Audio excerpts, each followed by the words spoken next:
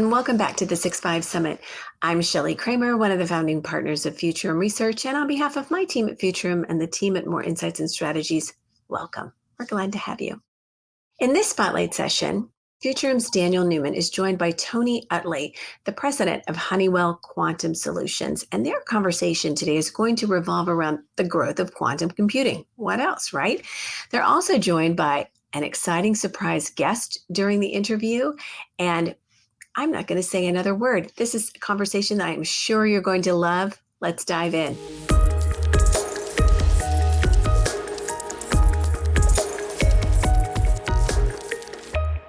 Tony Uttley, President, Honeywell Quantum Solutions. Welcome to the 2021 edition of the 6-5 Summit. So pleased to have you here with us today. It is fabulous to be here. Thanks for having me. Yeah, I'm really excited to have this conversation. It is the only one we are going to have of over 50 sessions about quantum. And I'm going to hit you up about that a little bit later. But, if you feel that you are ready for what's about to come at you, just nod. And I'm going to start asking you, look at that nod. I love it. I love it. This is going to be a great session. I can feel it already. Tony, let's go 101 for a minute. Quantum computing. So quantum is very complicated. I always say when you talk to people about it, they shake their heads, they nod, they pretend to understand, but few really do. And having been through days of briefings, I can tell you it is very complicated. But this is what you do. This is your world. You work with a huge team of engineers, computer scientists, physicists. They get it. And I learned that when I spent time with you guys in Boulder. Talk a little bit about, let's start with the state of quantum. Let's talk about the problems and use cases that people are starting to see. And then finally, what should people want to know? What is important when it comes to, understanding the basics of quantum? Sure.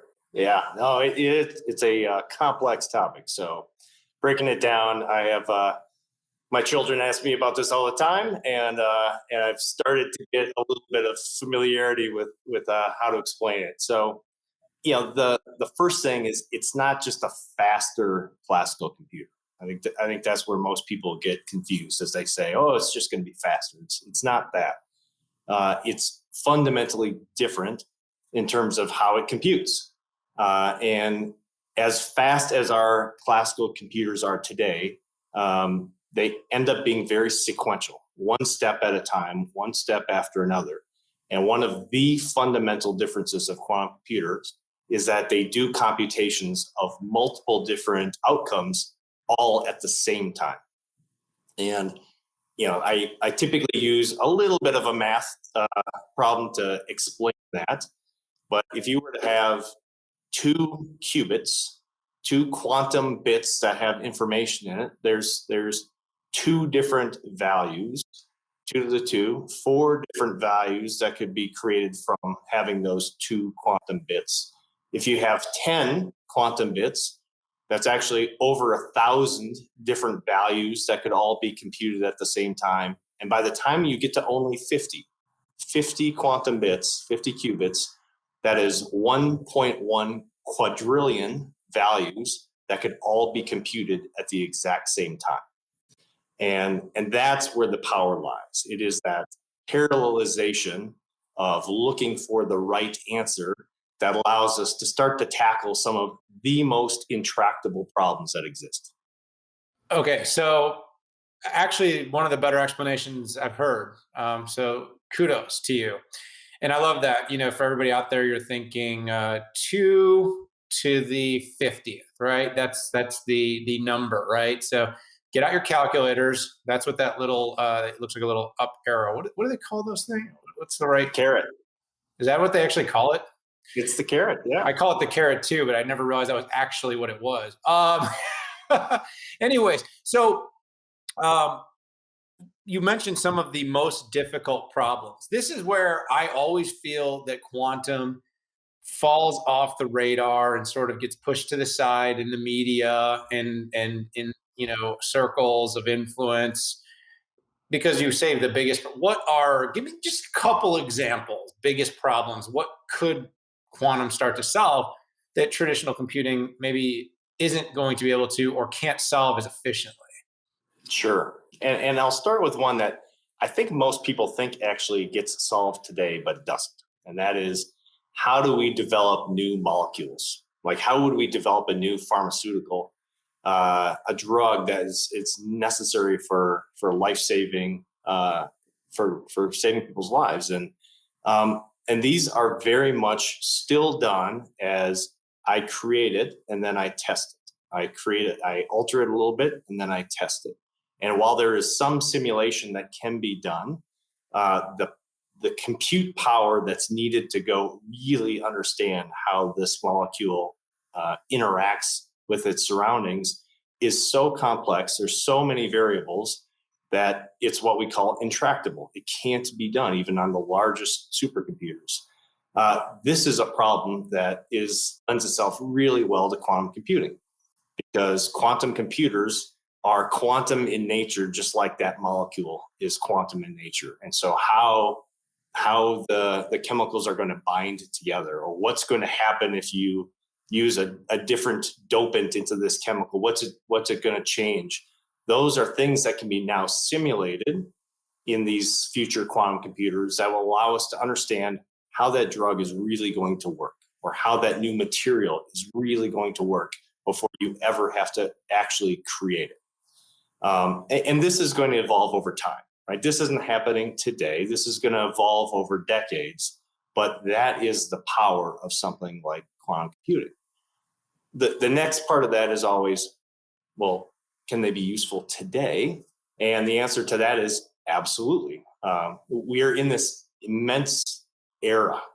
The era is quantum computers didn't exist, and now they exist.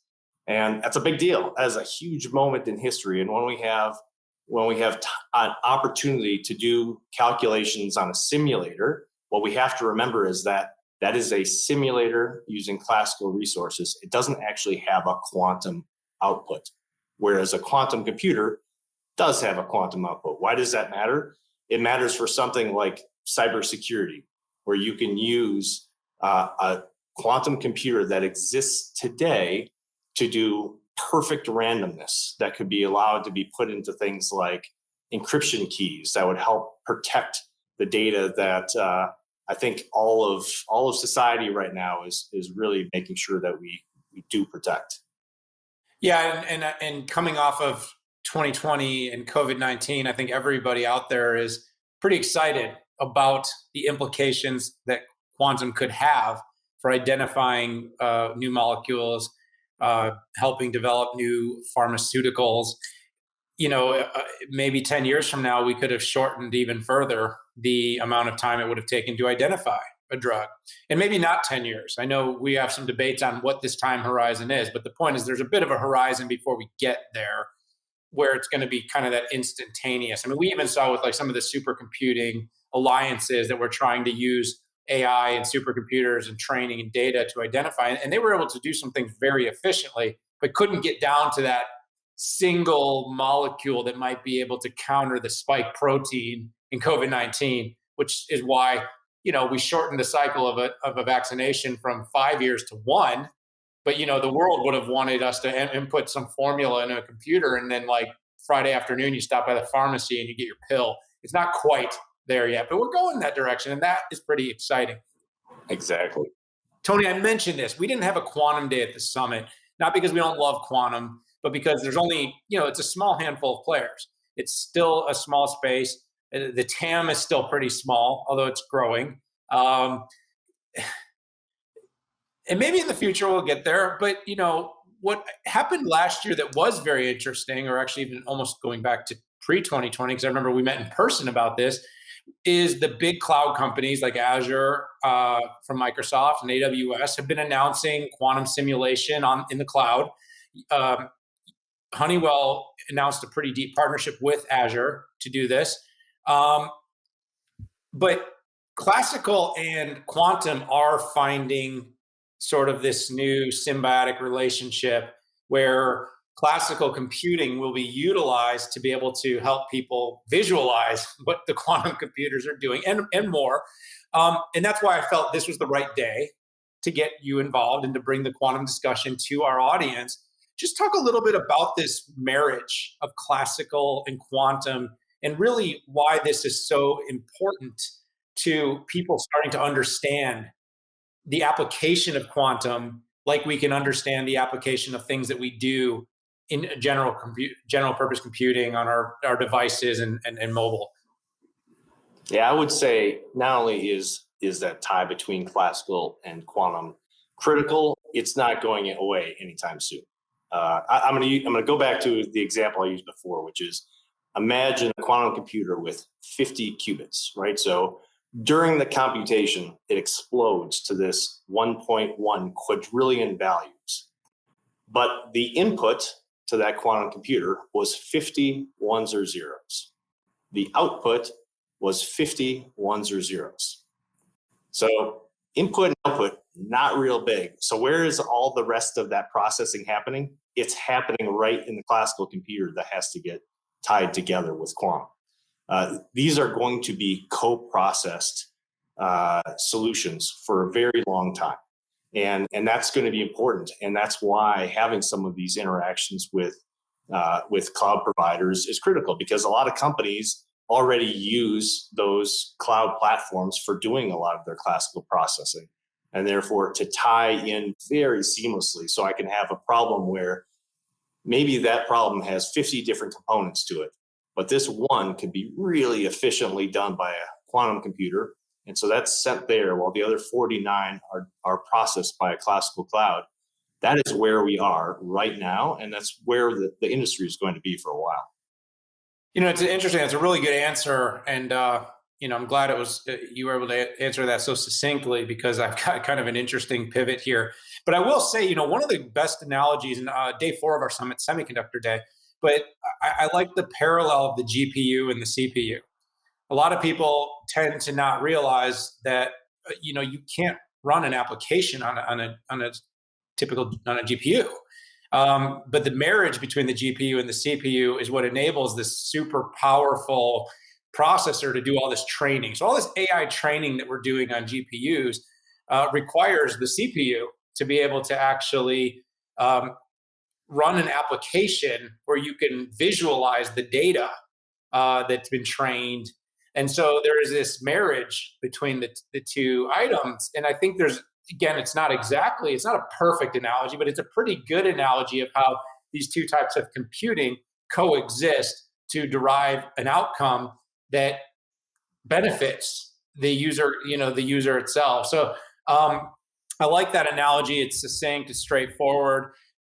We talked to Darius Adamczyk, the CEO of Honeywell. And by the way, everyone out there, he will be part of our event on Wednesday. This is Monday, so you're going to have to hang with us to hear from Darius. But the week of our recording, we were able to push our recordings a little bit because you guys had some really big breaking news. And Honeywell Quantum Solutions announced a new joint venture with Cambridge Quantum Computing, CQC.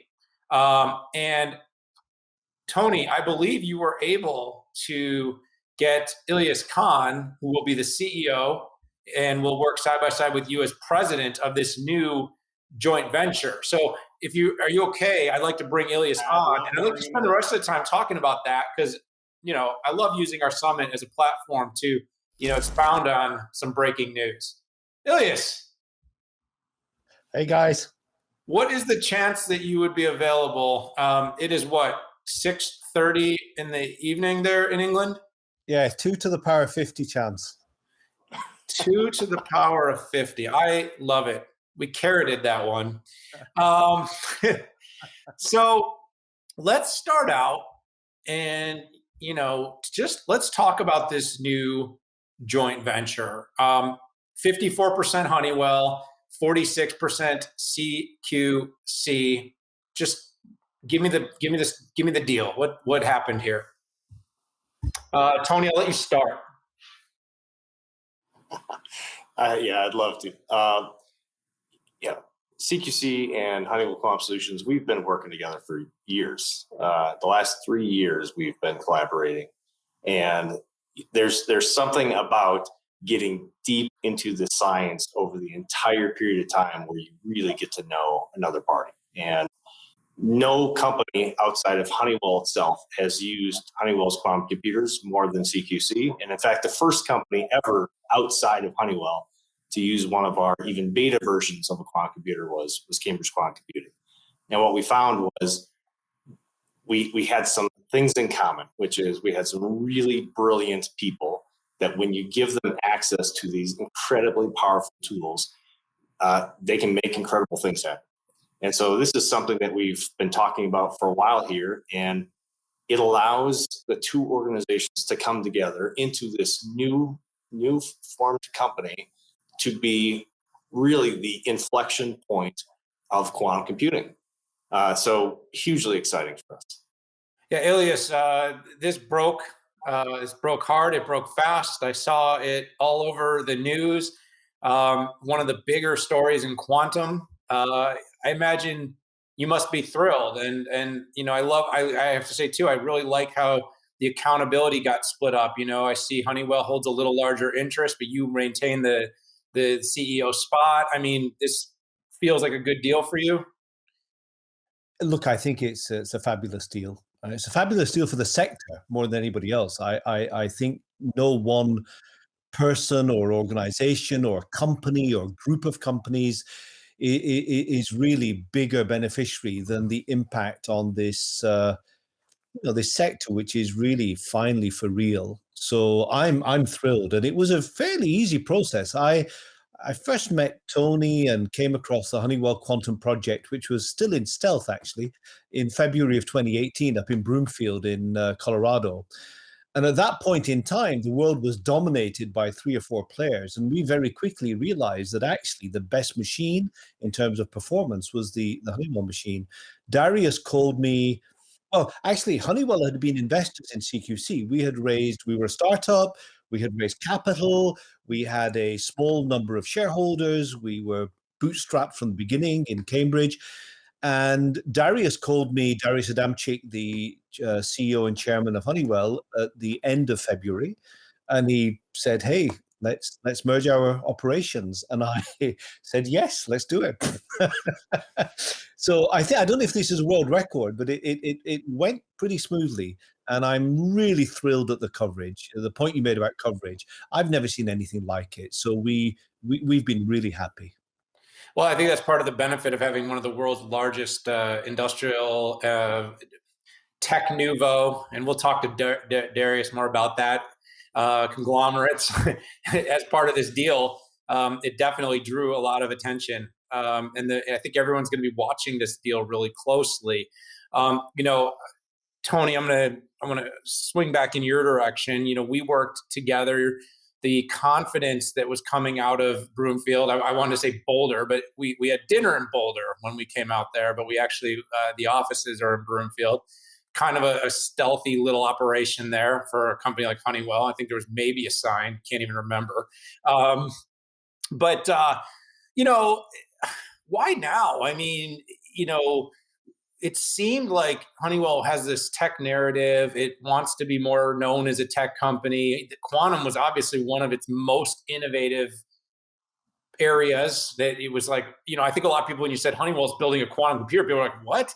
Honeywell, because it was more like, you got IBM, you got Google, you got these companies that you would kind of expect.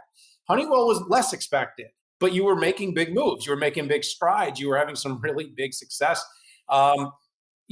What does this mean? What does this say? Does it say this is an all-in thing, or does it say that Honeywell got nervous? Not at all. No, this is absolutely an all-in thing. And I think one of the things is we have been able to do some really incredible work over this time since we've even let people know we were doing quantum computing. And one of the things that we did, I'll go back a little bit, was March of 2020. We said within 3 months, we were going to be releasing the world's highest performing quantum computer. And despite a pandemic, 3 months later, we released the world's highest performing quantum computer. And we said we were going to be increasing the capability, what we call the quantum volume, by an order of magnitude every year for the next 5 years. And then just systematically, almost month after month, we let the data become visible to the world that we were doing exactly that. And what was happening was we were becoming an entity that the people could trust and said, wow, you guys are actually doing in this new industry what you say you're going to go do. And what happened was companies were coming to Honeywell to ask to invest directly into Honeywell Quantum Solutions.